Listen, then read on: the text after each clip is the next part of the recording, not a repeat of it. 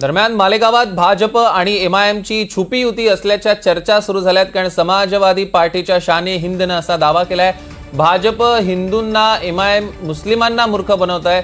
समाजवादी पार्टीच्या शान ए हिंद यांच्या या दाव्यानं खळबळ उडाली आहे। या क्षणाची एक मोठी आणि महत्त्वाची बातमी आपण बघतोय। मालेगावात भाजप एमआयएमची छुपी युती असल्याचा दावा समाजवादी पार्टी करत आहे। समाजवादी पार्टीच्या शान ए हिंद यांनी हा दावा केलाय, भाजप हिंदूंना आणि एमआयएम मुस्लिमांना मूर्ख बनवतोय।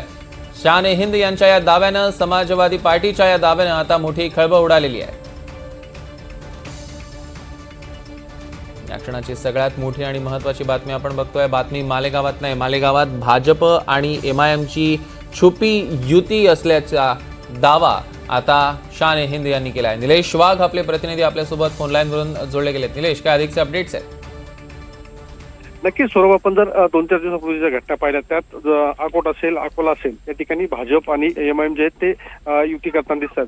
त्या धर्तीवर मालेगावमध्ये महापालिकेत देखील भाजप आणि एमआयएमची छुपी युती असल्याचा दावा जो आहे तो समाजवादी पार्टीकडून करण्यात आलाय। त्याला कारणही तसंच आहे। 2 दिवसापूर्वी मालेगाव दौऱ्यावर आलेल्या गिरीश महाजन यांनी या ठिकाणी भाजपचाच महापौर बसेल असा दावा केला होता। वास्तविक पाहिलं तर मालेगाव महापालिकेमध्ये पूर्व आणि पश्चिम असा 2 भाग आहे आणि या महापालिकेत एकूण 84 जागेपैकी फक्त 22 जागेवर भाजपचे उमेदवार या ठिकाणी उमेदवारी करतात।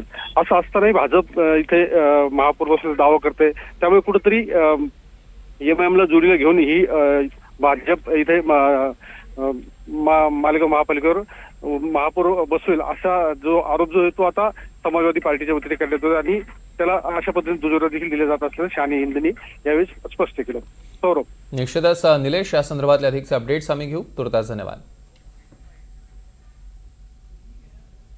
और उनके छुपे हुए साथी, हम अभी तक मानते थे कि छुपे हुए साथी है, लेकिन आप आज न्यूज देखेंगे जो न्यूज 24 की अकोला सीट में बीजेपी और एमआईएम पैक्ट करके इलेक्शन लड़ रही है।